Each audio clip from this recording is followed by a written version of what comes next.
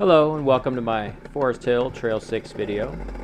This is my first go at voiceover, so don't judge me too harshly here. Nick and I, that's Nick up ahead there, we ran this trail last July of 15. I was on my KX 450 and I had a real rough go of it. KX 450 is just geared too tall for me. Goes too fast, too hard to start, bunch of kick starting. Bike likes to go fast, and it's generally a pretty slow trail, and so the bike would get hot, get hard to start. So I'm not the best rider in the world either, so I'm sure there's a lot of guys that do this trail on a bike like that. But this bike I'm on here, I just picked this up last week. It's a Freeride by KTM. It's a two-stroke 250. It's a little different in its two-stroke. It's not designed to rev out real high like they usually are. This doesn't have the power valve on it. The carb is small. The expansion chamber and the exhaust is really small and actually hidden in the bike. Doesn't stick out. Gives you good clearance so you're not banging on rocks and stuff. Bike likes to go slow. Likes to climb over rocks and stumps, and it's got a lot of grunt at real slow speed. Kind of reminds me like a diesel engine. It'll get going pretty quick though. You know, it's got 6 gears. First 5 gears are real close together. Get into that 6th gear and it's kind of funny how it's got a big gap. I think 5th gear is 1 to 1, and then 6th gear is like a 1.3 to 1 overdrive. So notice here that my GPS is zoomed way out, so cruising on down the trail, trying to get that thing zoomed in and not crash the bike. This bike is real stable at medium slow speeds. I'd say high speeds is probably pretty twitchy. It's got a steep rake. Steering steers real far. My KX, I can't take my hands off the bars for very long. You know, it wants to go in a straight line for sure, but it's not. I can't have my hands off the bars for very long. This one, you can actually take your hands off the bars and go for a while. You know, downhill, almost like a mountain bike. You can actually steer it with your legs. Real balanced, really nimble bike. Wheelbase is a little shorter. I think 2.5 inches shorter than most bikes. Got a set of trials tires on it, the Maxxis Trail Max, I think they are. Real soft and gummy. I've been pretty happy with them so far.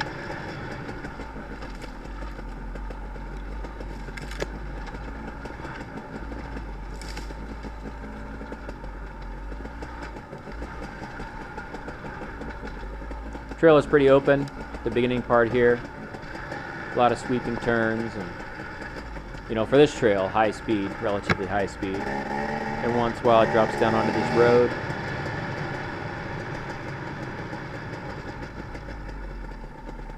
This sign on the tree here was talking about an area of forest here that's closed due to logging. That sign was up there last year. I don't think they're actively logging anymore. We didn't really notice where the detour was. It's kind of hard to tell. I don't know how long that sign's been there. You hear that bike doesn't like to rev out. It just it likes for you to shift. Whatever gear you think you need to be in, they recommend going up to the next one. If you think you should be in 2nd, go to 3rd. Let the low end of the engine do its work. I don't know. That's probably 3rd or 4th right there. That sounds like 4th.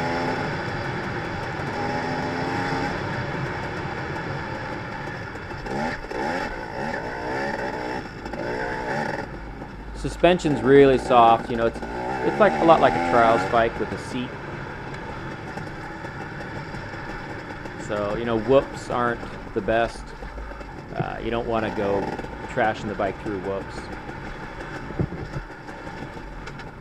But it jumps nice. It took me a little bit to figure out how to preload it. You see there, I'm kind of pushing through turns. I'm used to a 4-stroke. This is my first 2-stroke.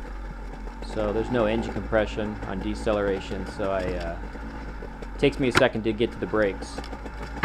Just not used to having to do that.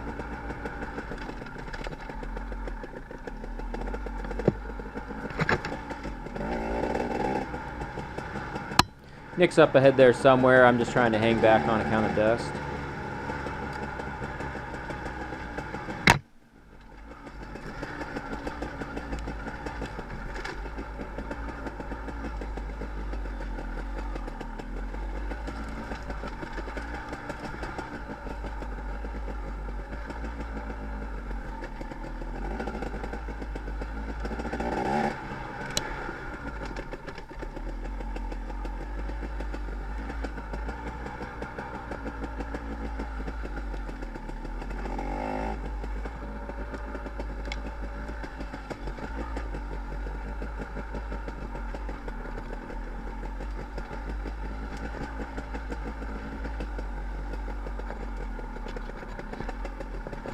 Seems like we're getting slowed down here. It's getting steeper terrain.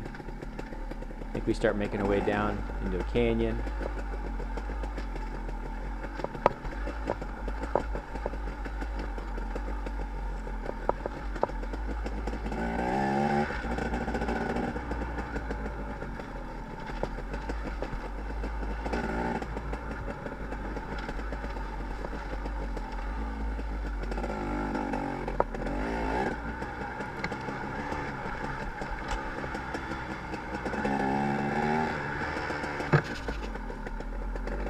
You see this bike's got a headlight. My first bike was a WR450 I picked up from my brother-in-law. It had a headlight. I ended up putting a switch on it so I didn't have to have it on all the time. This bike has a high beam and a low beam that has no off. So I'm probably going to end up doing the same thing. Just put in a switch. Sometimes you just don't want that headlight. Mainly for video. You know, I mean, it's, what, 8 o'clock in the morning here in this video, and there's really no need for a headlight. I find it a little bit distracting, even while riding.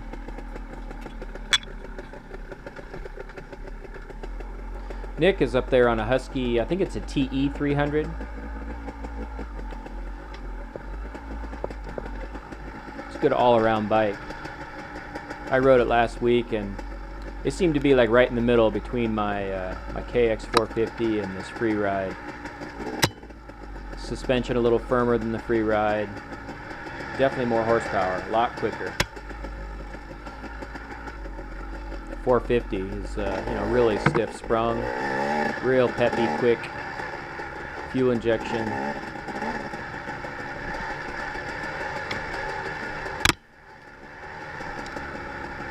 This bike's got a little carb on it, and I think it's running a little rich. Something you'll hear later. It sounds pretty normal right here, but I don't know if it's an elevation difference or what, but it starts getting real poppy.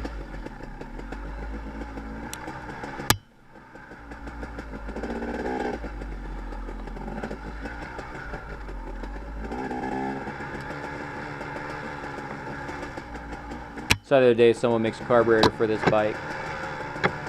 The auto adjusts for altitude. They've got it all tuned specifically for the Freeride, but they want like 500 bucks for it. That's a lot to spend on a carburetor. This one seems to work just fine.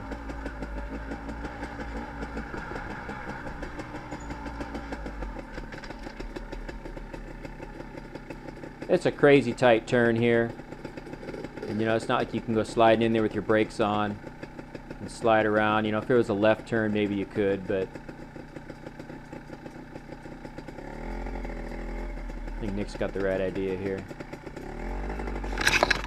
I thought about going down there and kind of making a turn to the left, you know, uphill, but opted just to do the same thing Nick did, get around the corner and live to fight another day.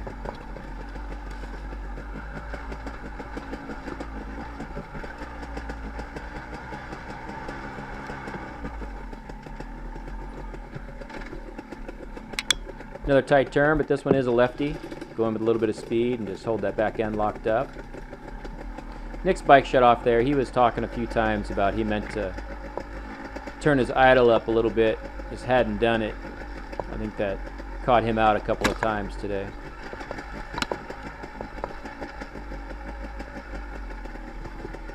That and his clutch lever. I think he was talking about his clutch lever. It even with it pulled all the way in, it's still engaged. Maybe needs a little tweaking. That might just be what he's doing right here.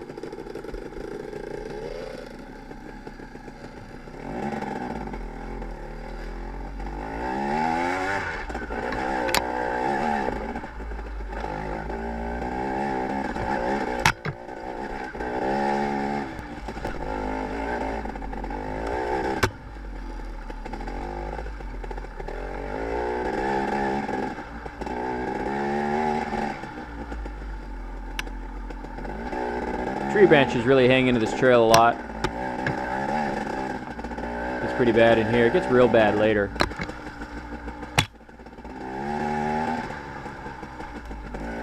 Nick's up there without goggles. I don't know how he does it. I asked him how he did it. He said he just closes his eyes. I think I'd leave the trail pretty quick if I closed my eyes that much. I find a lot of times I get hit with the goggles and then realize, hit in the goggles and then realize, well, I'm glad I had those on. I didn't even see whatever that was. I got pretty good vision, but there's just a lot coming at you.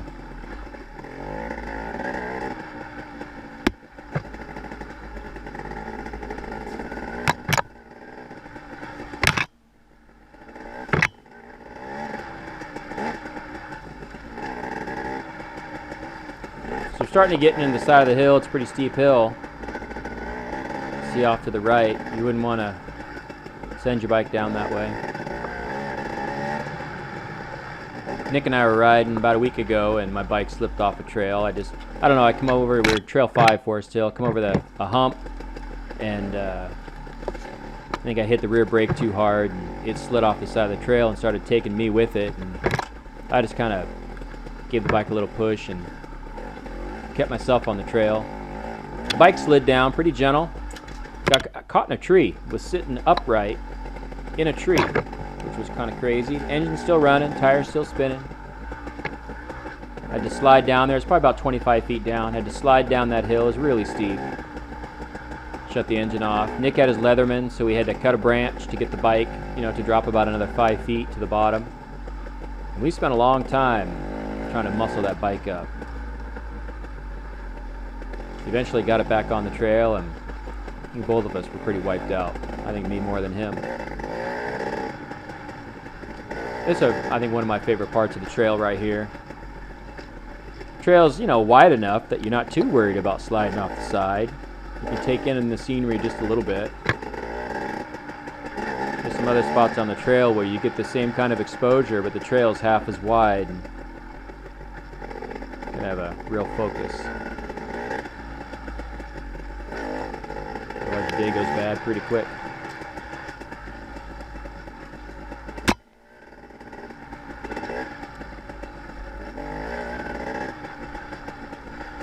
This trail it's around 15 miles. They say 15 and a half. I think my GPS recorded it at about 14 and a half, so call it 15, whatever.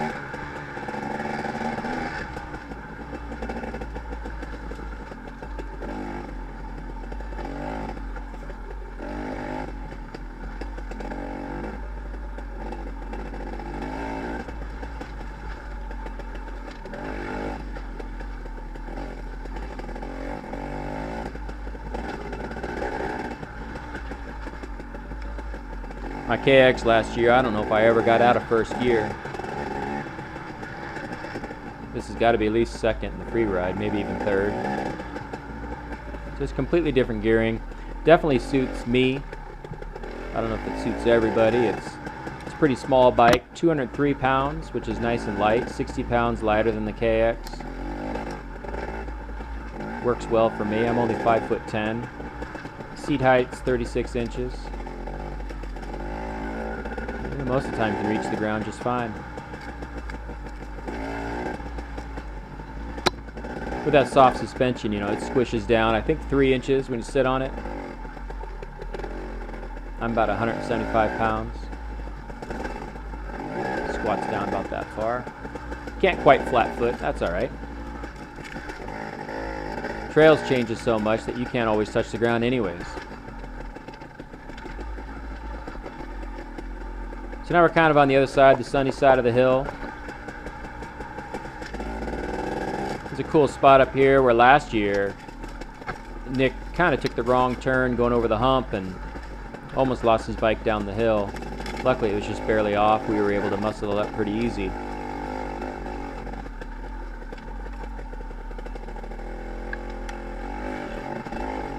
Wasn't too far past that I had a pretty hard fall. See if I can point that out.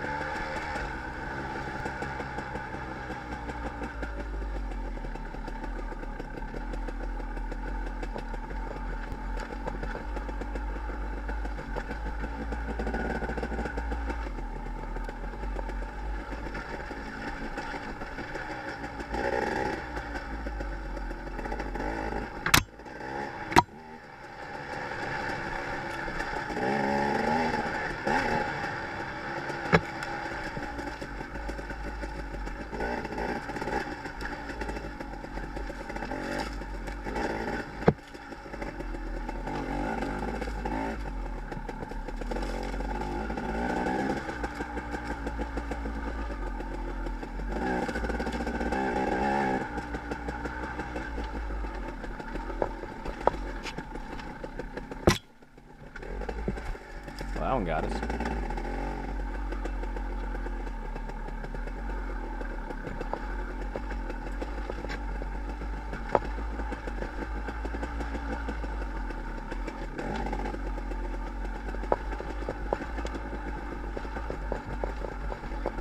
So this is that spot where right there Nick went down to the left last year. I'm surprised how fast I took that this year. Last year I think I was going a little slower when I stepped down that. It's pretty fast pace. I think Nick was hanging out there making sure I made it.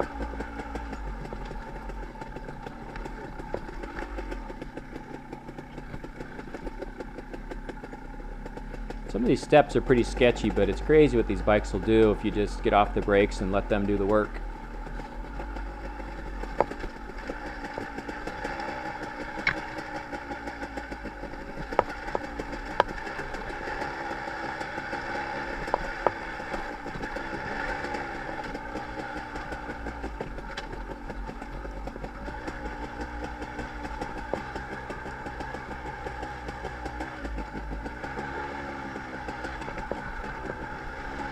Yeah, and here we are, pretty bad exposure to the right.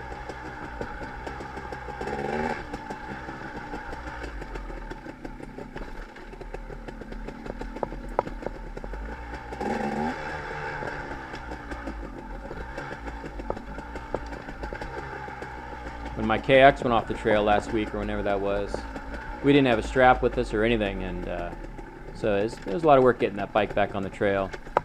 So I'm carrying a strap with me now. I'm probably just leave it in my bag forever. Would have helped just once in a while take a rest and strap it to a tree.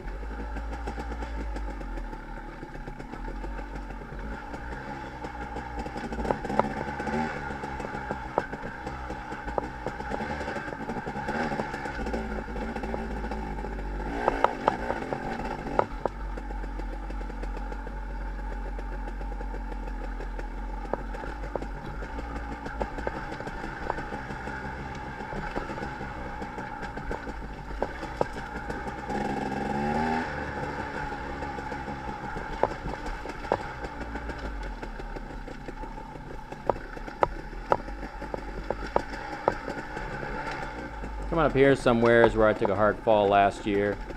Yeah, this one, I was coming down here and just locked up the front right about there and slid off to the right. Things went smooth this time.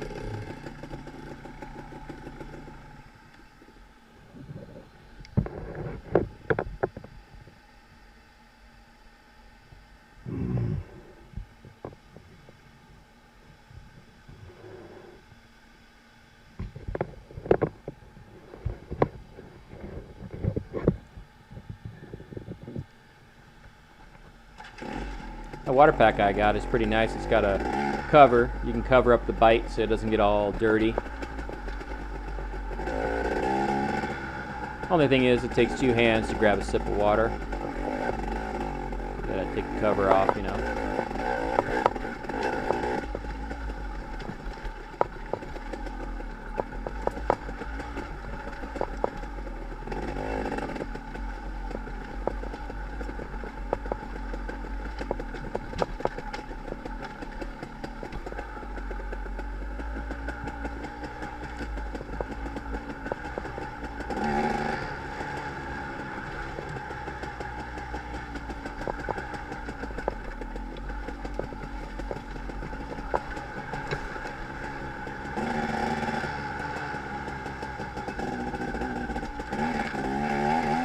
This climb last year it wore me out on the KX because you just get in here, you hit a bump, and the engine stalls, and you got to get it going. But this tractor of a bike, this Freeride, actually made it a lot of fun.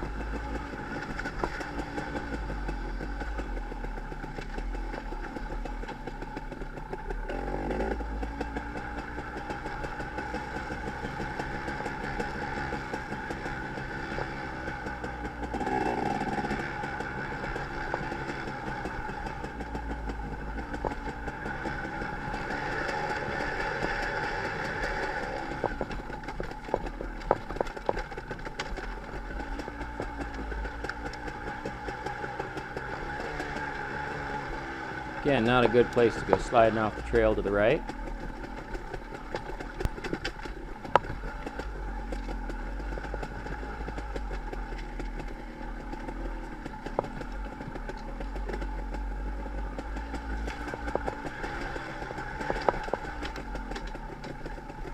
These downhill spots, this bike definitely has a mountain bike feel to it.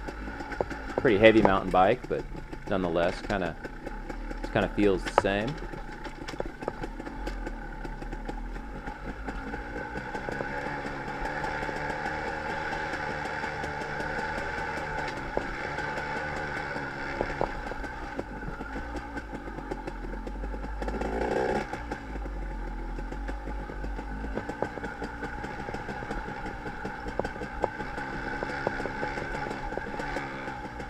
Last year, these logs that you see, I don't think they were cut. We had to, there was a couple we had to go straight over the top of them.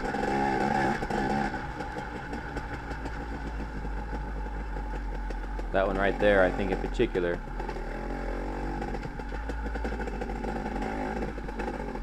Made it kind of fun, but I don't know, I guess the trail crew came through and decided to cut those up and make it easy for everyone. Cleaning the lens.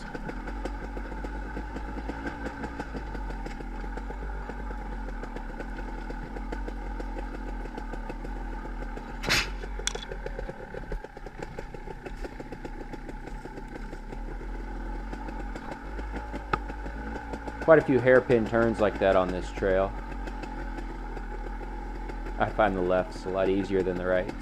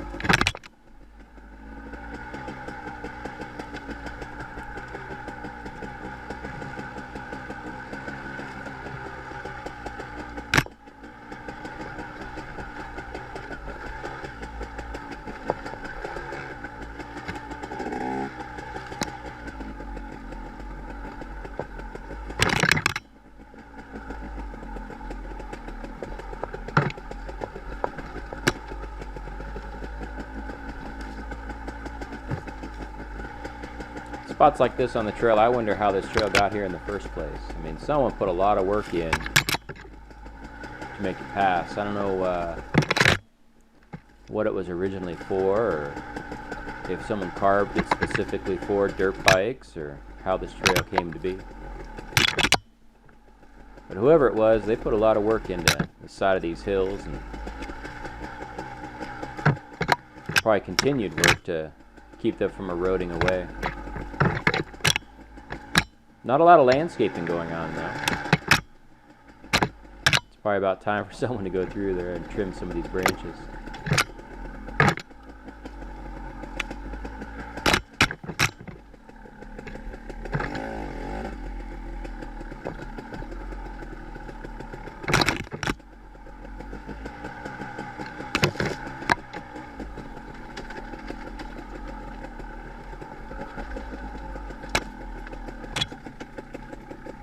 It's a pretty big step off right here, and then an immediate crazy sharp turn.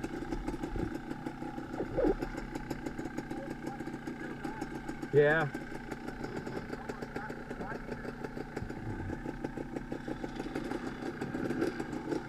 I think Nick was talking about his lack of goggles there.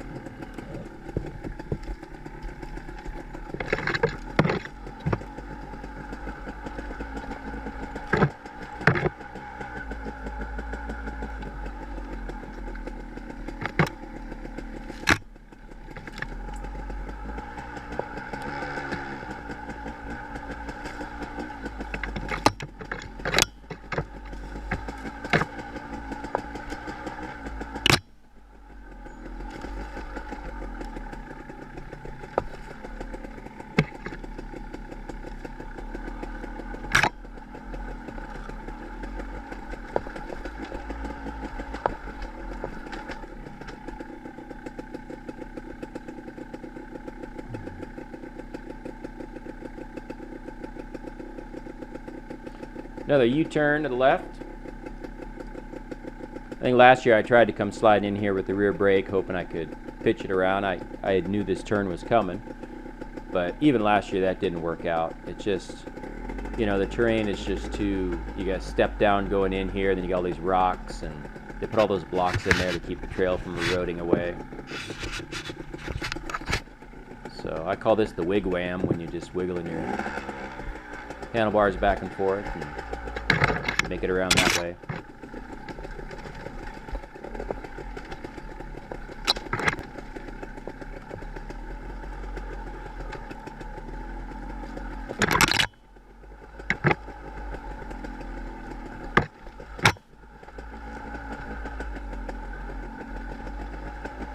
This bridge down here, I call it the South Bridge. It's lowest part of the trail. The trail starts at 4,600 feet elevation. This bridge is right about 25, I think.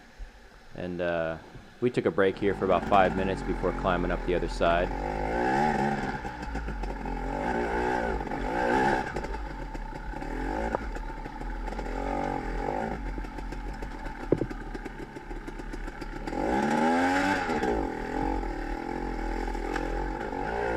This turn up here, rock caught I think it caught the chain guide, and I went down. This is I took 2 falls during the day. This is the first one right here. I was just trying to get around the corner, and that rock caught my chain guide and brought me to a stop, and I wasn't expecting that. Probably had my feet at the pegs at the time, obviously, and couldn't save it. No big deal, no harm done. Electric start is nice, don't wear myself out. On we go.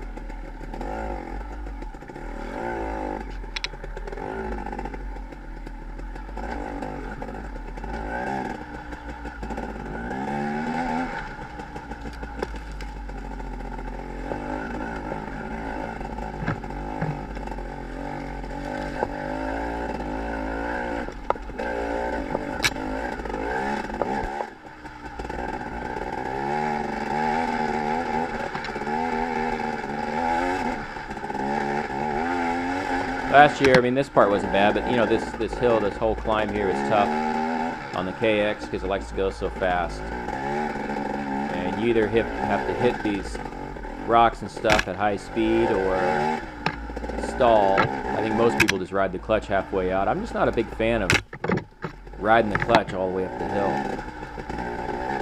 I like letting the clutch all the way out if you're going. I'm able to do that on this bike. Something else nice about this bike is that low-end torque and the balanced feel to it. You can pull the front end up and just kind of carry the front end, little wheelie over obstacles and stuff at will. And it really a comfortable feeling. It makes climbing these hills a lot smoother.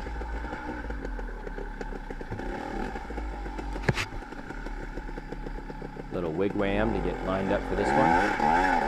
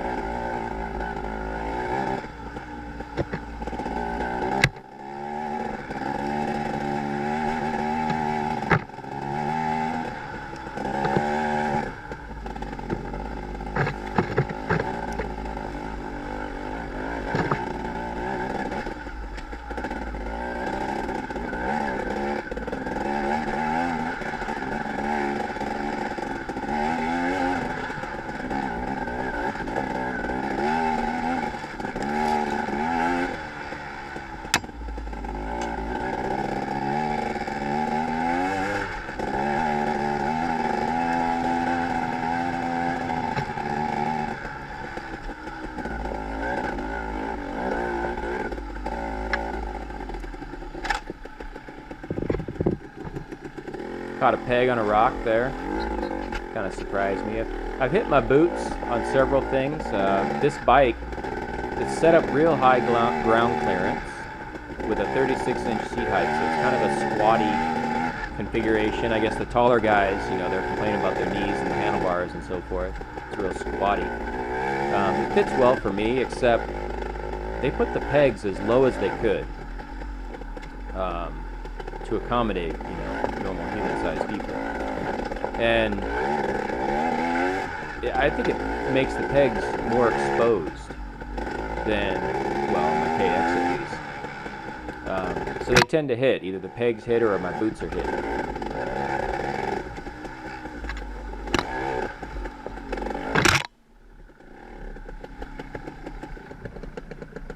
Wow, look at that.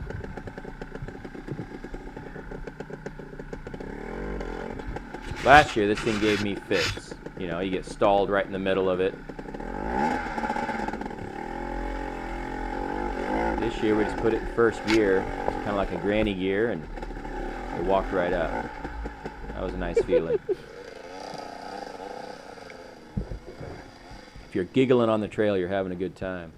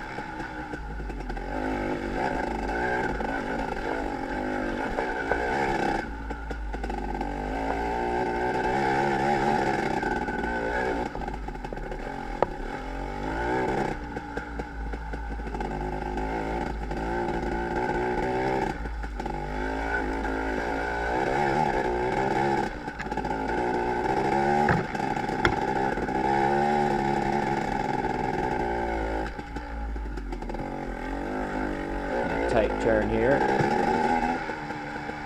Cruise right around it.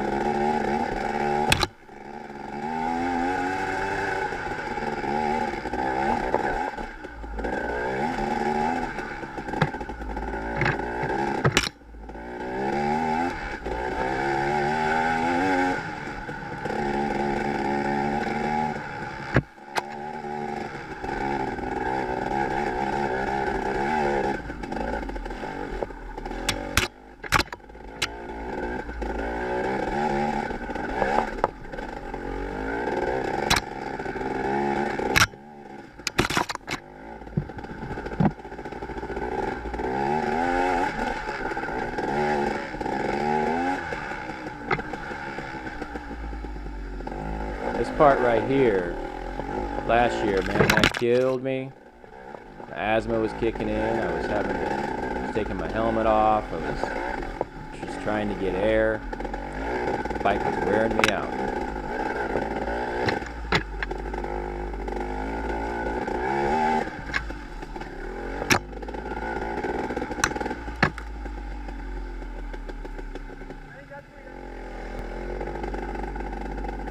We were talking there about last year. I was so frustrated. I was just about throwing stuff down the hill. Bike was getting hot. Wouldn't start. Get it running. Try to get going. It would just stall again. Bike is running fine. It just, it's just not meant for this kind of terrain, and it's getting too hot.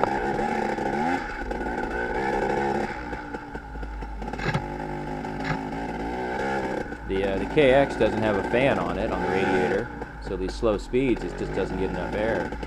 This Freeride has a fan.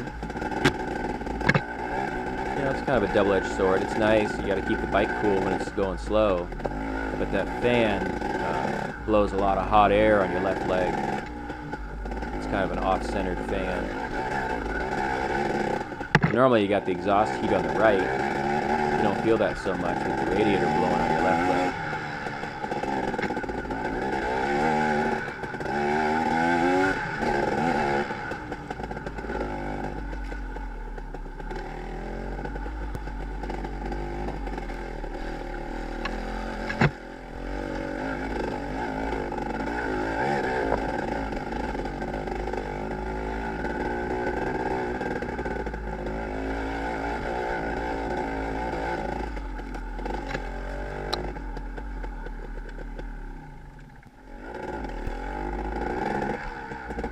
Took a short break there.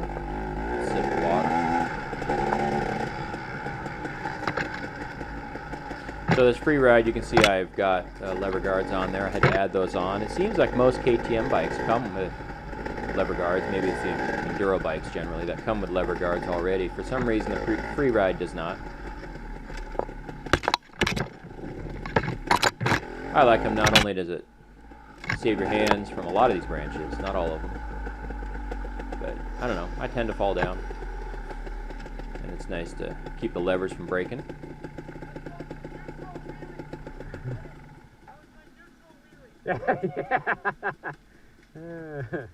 I guess Nick hit this and tried to pop over it with a bunch of vigor and found out he was in neutral.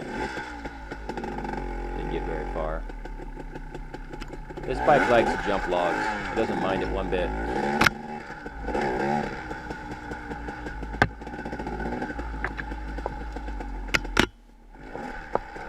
Diagonal logs make me nervous, laying diagonally across the trail. That one worked out.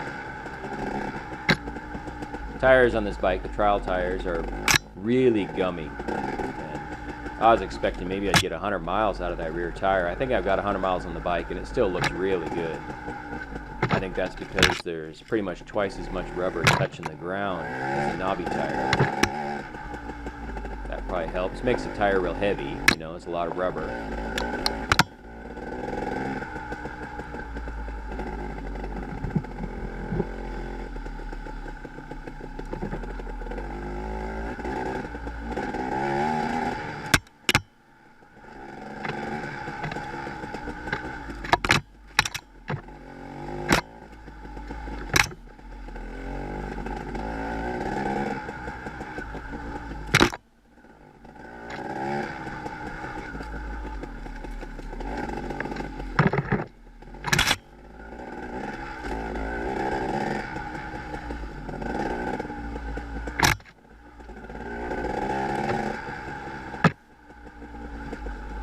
We saw 2 piles of scat on the trail.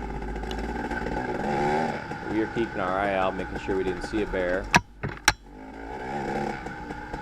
I haven't seen one on the bike yet.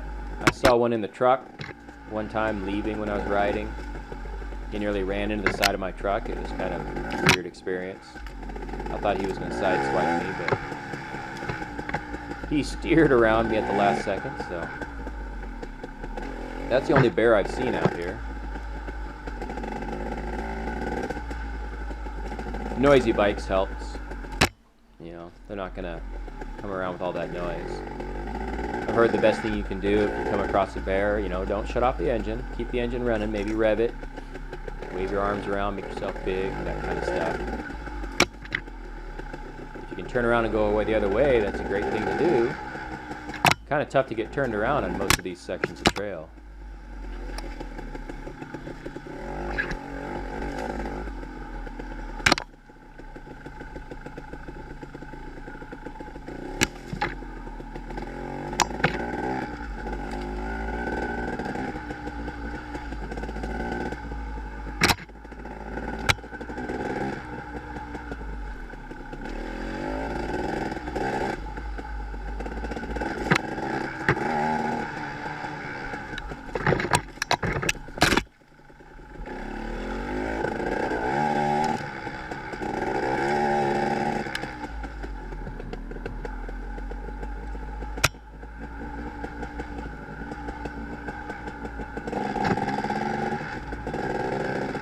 I believe that's a shared section of trail with the Western States. Western States Trail comes through here somewhere. It's not marked or anything there, so I can only guess. Our Trail 6 had a little post indicating to go back down this way.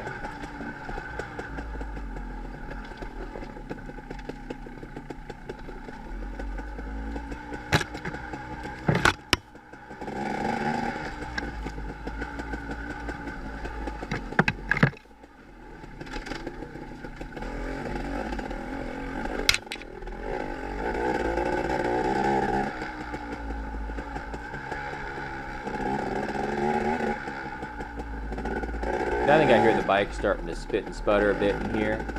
I'm sure the two-stroke veterans are telling me I need to clear it out, rev it up, and all that. This bike doesn't really like to rev up. A little different. Nick later told me he got caught in neutral climbing that hill. Kind of put him in a tough spot. Now he's in the middle of it, trying to get going. So much easier when you can get in there with a little momentum, feet on pegs, pick a line that happens to work out.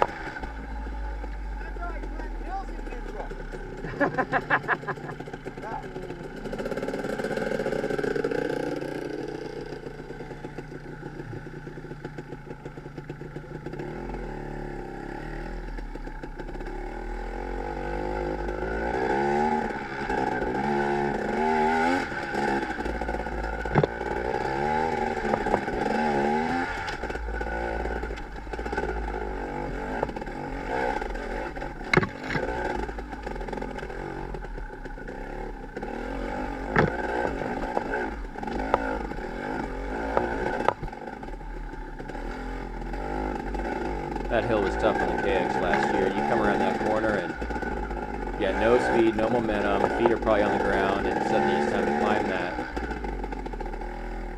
Gearing on the Freeride made it easier.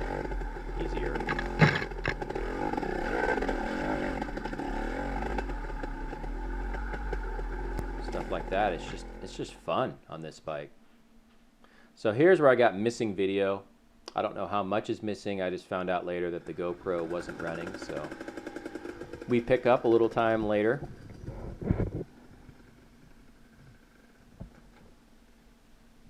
Get a sip of water. I was trying to let him get ahead, let the dust settle. This stuff in here is just crazy overgrown. This might be where the bypass is, where they were logging, but there's a trail in there somewhere. Oh, hi! They must just take the road. You think so? The first time we came, they did it. Nobody goes on this. What do you want to do? Turn around? Yeah, turn around and down that way. So Nick had the bright idea to turn around, and I'm thinking, how? Spot to do it? I mean, maybe you can't see it in the I just video, don't know if my but we're on the bike side of a fits this hill way. here, and, but you know, the You sure bushes you wanna make it power look a lot through? narrower than it really is. Oh, does it?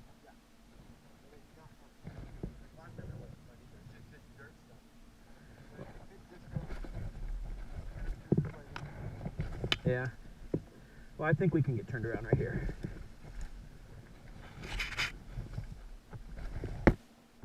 So this is where it's nice having a bike that's not 260 pounds. Actually, it wasn't that big a deal to get turned around. The hill is too steep to put the kickstand down. There's no way it's going to stay there, so just laid it down in the bushes. Just lay mine in the Nice and bushes. soft.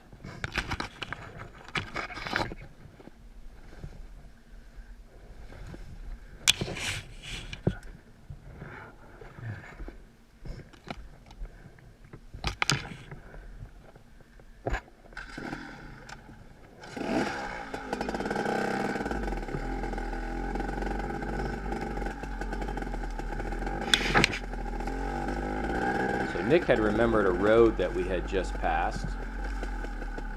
I guess my short-term memory might be slipping because I didn't remember the road. I saw this and thought, well, that looks like fun. I was thinking that's the direction he wanted to go.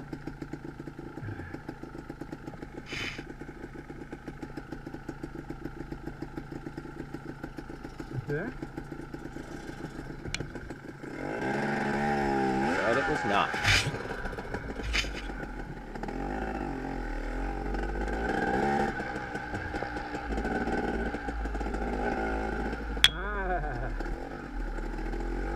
Apparently I missed this when I drove by it. So here I'm going to fast forward ahead because we're on this trail or this road for maybe a mile or so.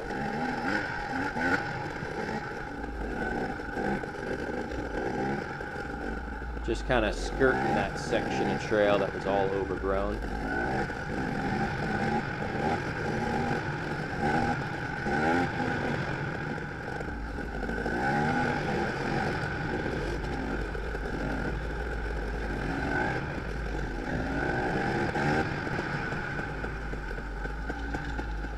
So here's this primitive campground, and last year this is actually where we turned off the trail, so it wasn't so overgrown.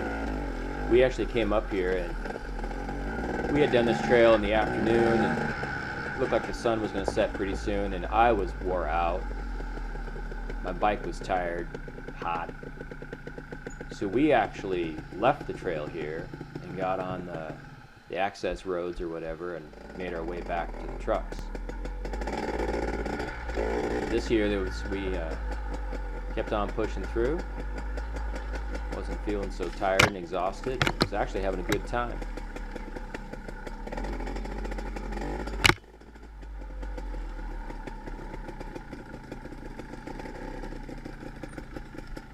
There was apparently some event here at some point. They left some trash behind, which is unfortunate. I don't know when that event was. Maybe it was last weekend or something. But we saw the sign on the tree there, and then up ahead you'll see some barriers. I don't know if it was keep people on course or what.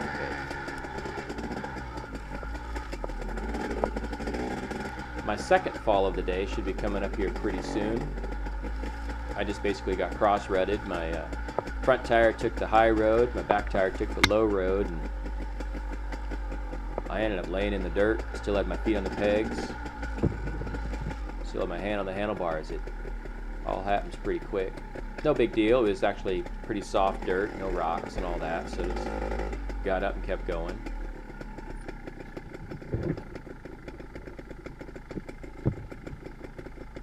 Trying to let the dust settle ahead.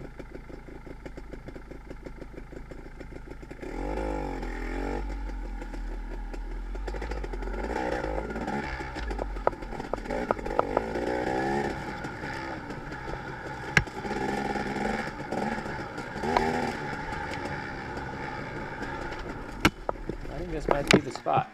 Yep, here we go. I was kind of laying sideways on the hill and got super dusty. Get it back up on the single track and off we go. No harm, no foul.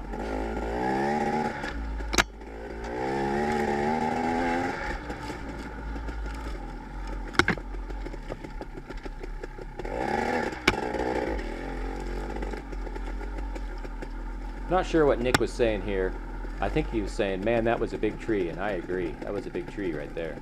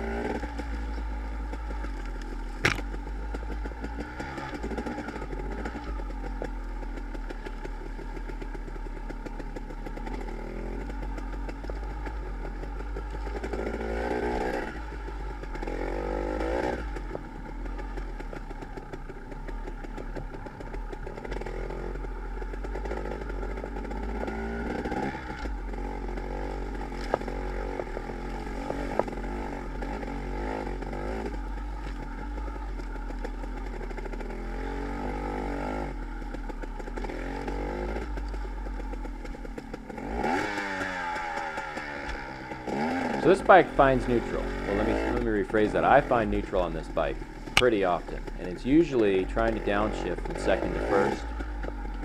And I've since tried stomping the lever. I don't think I did there, but I'll pull in the clutch. I'll click that lever down twice with a pretty good push, and sometimes it's still in neutral. And I don't know if that's something that I just have to get used to, or maybe the bike's, you know, the bike's new. Maybe it's just things need to wear in a little bit. But I've only got a few complaints about this bike. That's one of them. When you're at a stop, neutral is impossible to find. You have to shut the bike off to get into neutral, because it just wants to jump right into second or into first. It seems like when you're riding, it finds it a little too easy, sometimes in the worst spot. The other complaint I have about this bike is it seems like all the materials, the plastics, the aluminum subframe, and the composite subframe on the back, they're all very porous. And so this bike, you know, it's got some red dirt rubbed into it, and I cannot get it out. It seems like it's permanent. It's nice to be able to wash the bike and clean it up. It looks worn already. It's new.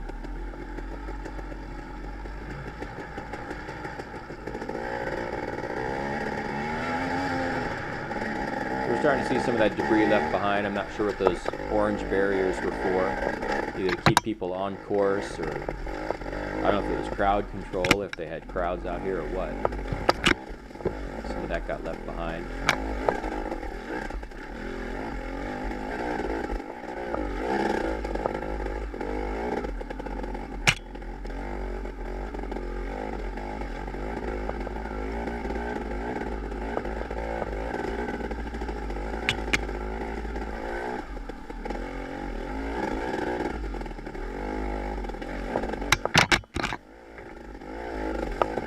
Just a little overgrown.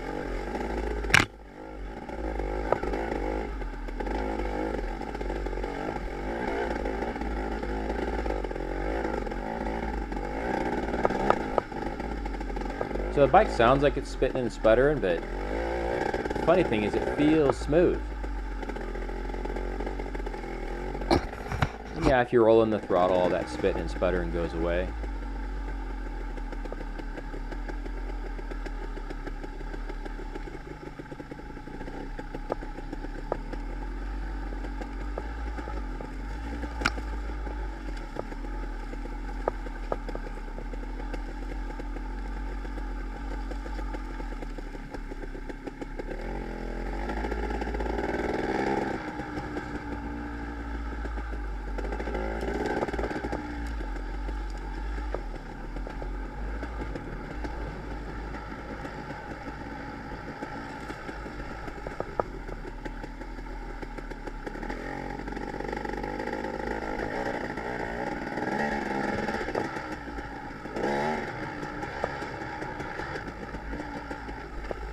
One thing you worry about with a two-stroke bogging is fouling a plug.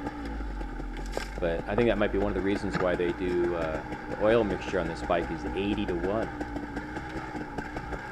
You almost wonder why you're putting oil in at that ratio.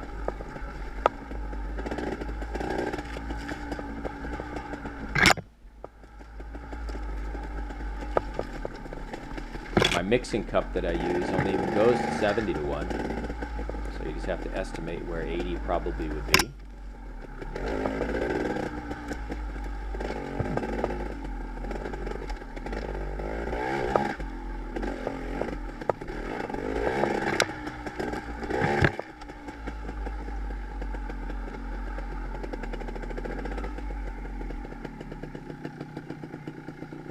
So this whole section of the trail here is new to me, because last year, like I said, we ducked out at that campground and made our way back to the truck, and even then we got to the truck after sunset. I just had to follow Nick with his headlight at the time. He was on a KTM 350. I don't know what model, but it was the one that's also street legal, 4-stroke. I didn't have any lights at all, so I just followed him. But anyway, so this section of the trail is it's all first time through.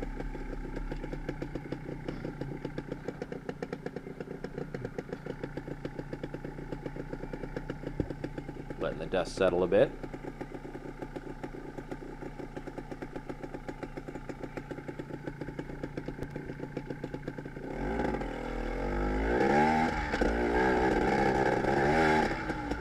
And off we go.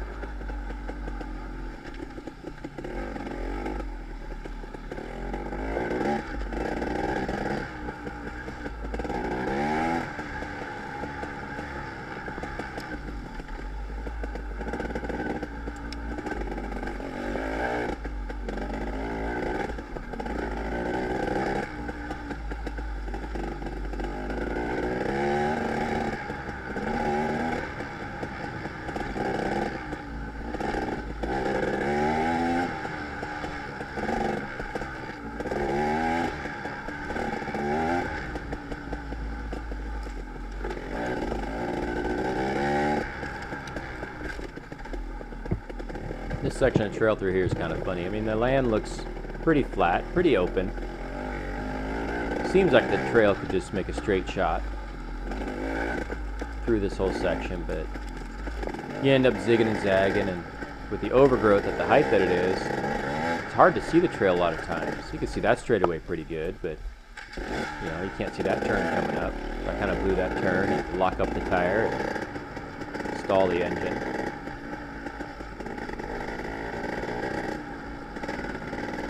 That makes it kind of fun.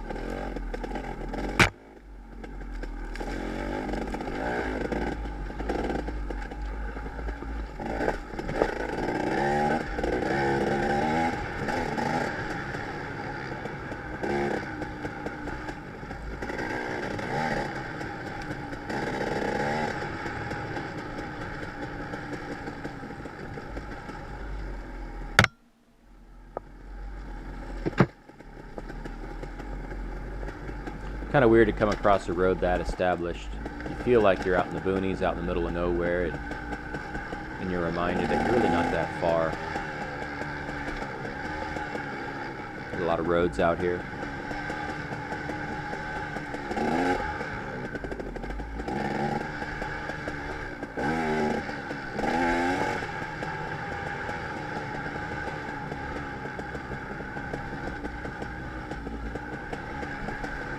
I believe this is the point where we're starting to head back down into the second major canyon. It doesn't dip down to 2,500 feet like the other one does.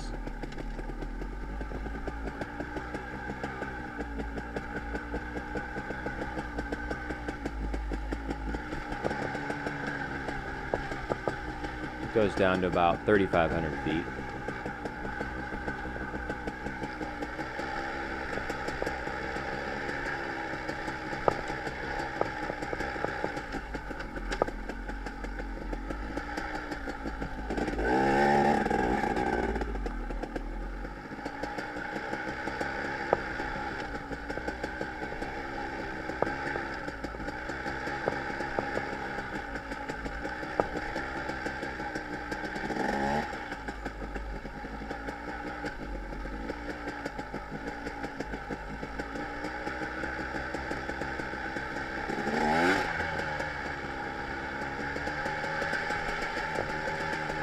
Going down this hill, I was wondering how often people just shut their bikes off. I mean, the 4-stroke, it's nice to have the engine compression. You don't use the rear brake much. You just use the front brake once in a while, but, you know, the bike doesn't run away. The 2-stroke, since it doesn't seem to matter all that much, you don't get that much help from the engine. Why have the engine run? I mean, sometimes you get a little spotlight there, you gotta throttle up, but steep downhills like this, it might be a advantage to shut it off.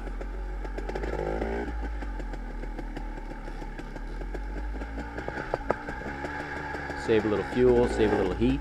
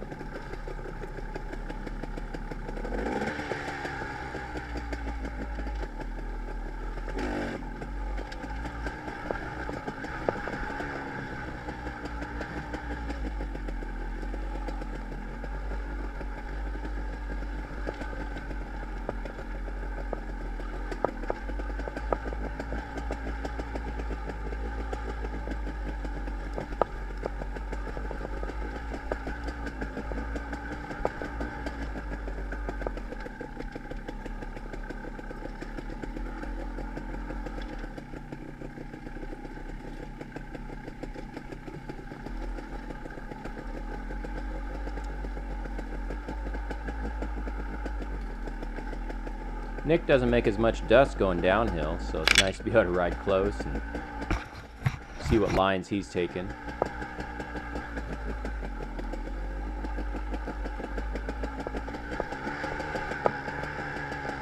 Not that it matters much in here, kind of sweeping turns.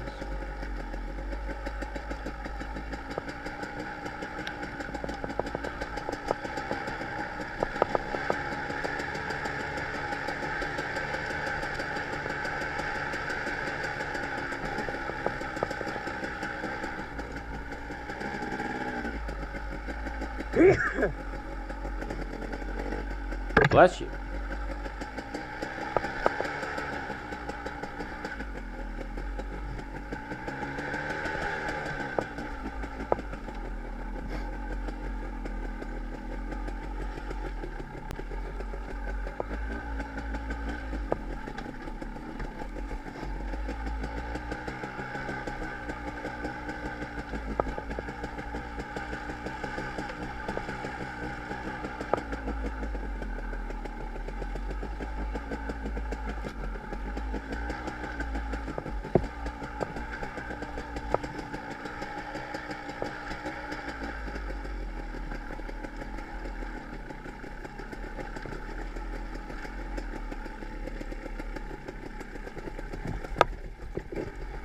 Now we're getting a little more technical in this downhill.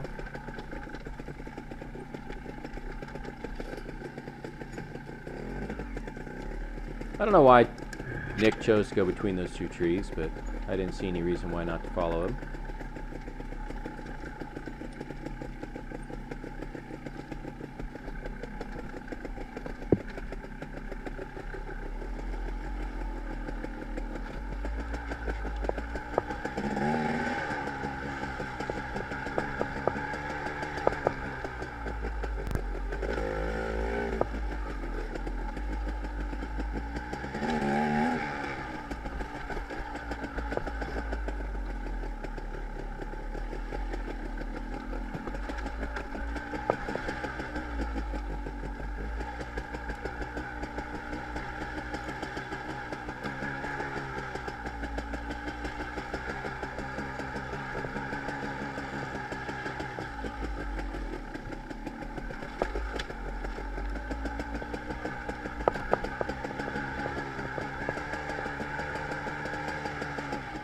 Right about now I was thinking about it'd be fun to go up this hill. You know, such a smooth day. Going around this loop, I think what is the normal way, which is counterclockwise. It'd be fun to do it clockwise.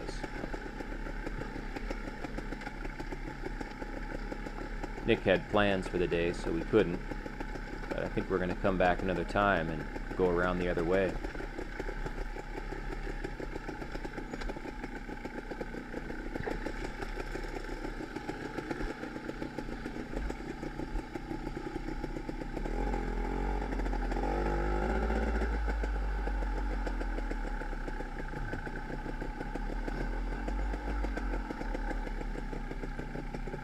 This thing here was crazy steep down. I don't know what it really shows in video. It doesn't really do it justice. They had some sort of metal mesh, you know, wrapped up a bunch of rocks. You know, I'm sure it's erosion control.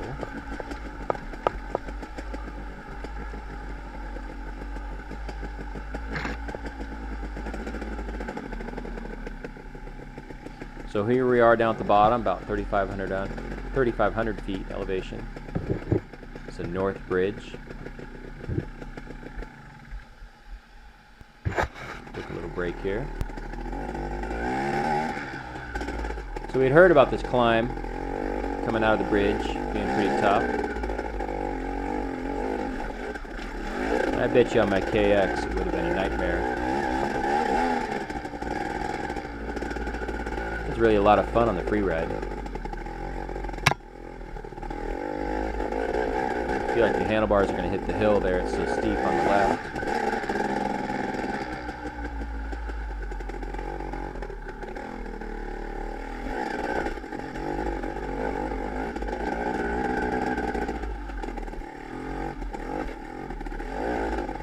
I think I got lucky with my line here. I just happened to be on the left side. It was actually pretty smooth over there.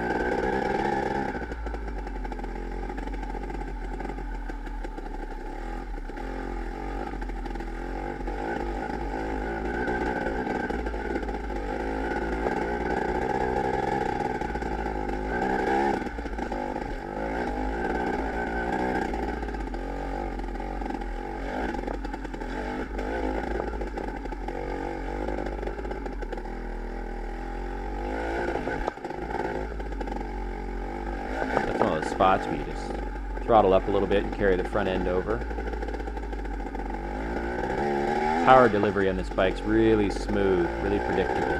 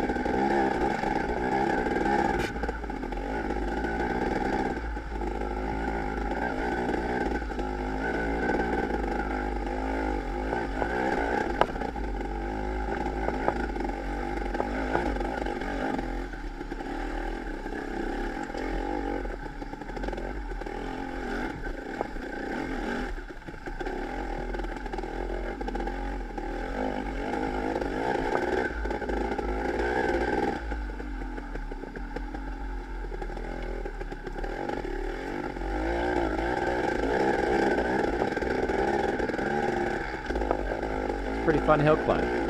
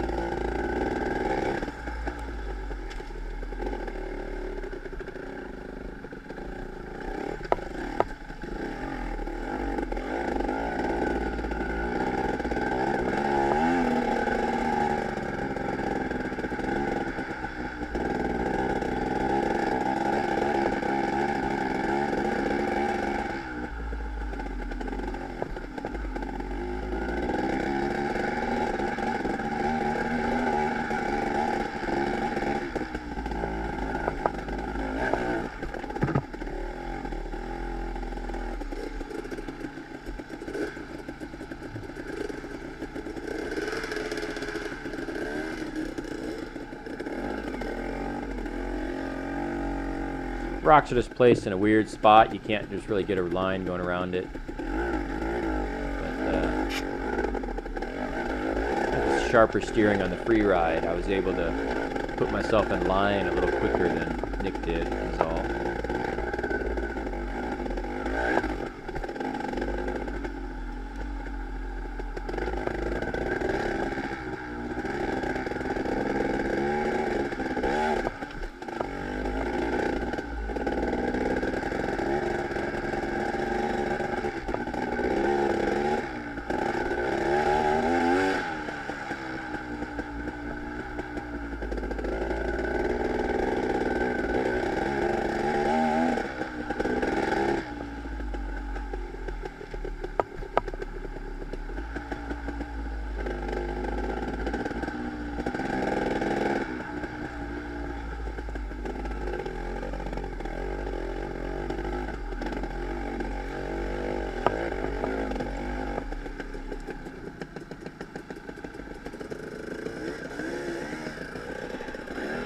When you look at a trail map for Forest Hill, Trail 6 I think is the only Black Diamond trail. I've heard of some other ones that don't show up on the map, like Last Chance Canyon or something like that, that are tough trails. You might have to find those and give them a try. A lot of the Forest Hill trails are more open, sweeping, don't have all those switchbacks. Trail 5 and Trail 6, both pretty tough trails. I wouldn't recommend taking the kids on them. I don't, my son's 11, rides a KLX 110. I don't take him on it.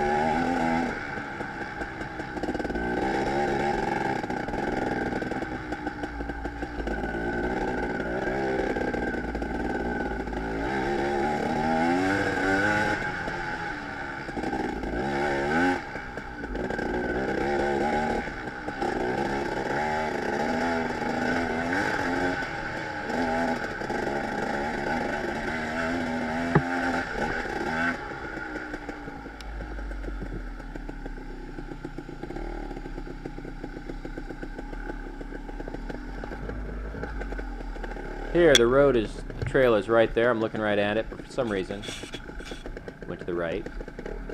Caught my mistake pretty quick.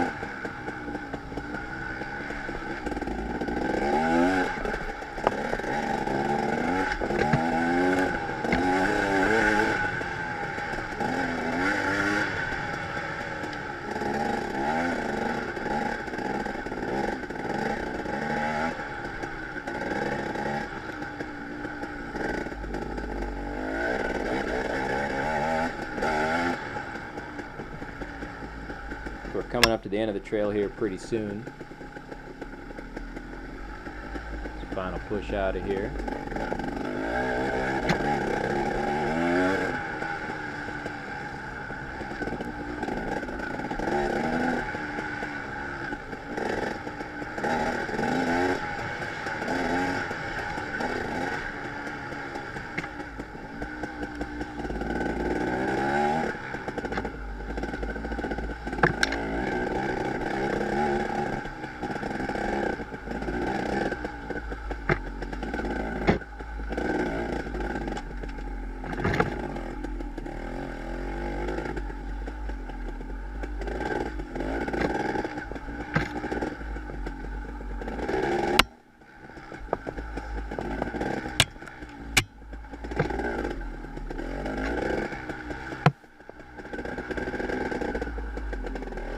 Big difference for me this time on this trail. Last year, this trail was impossible on the KX. This year on the Freeride, it seems like a completely different trail. But here we go. We're back at the beginning. So thanks for watching.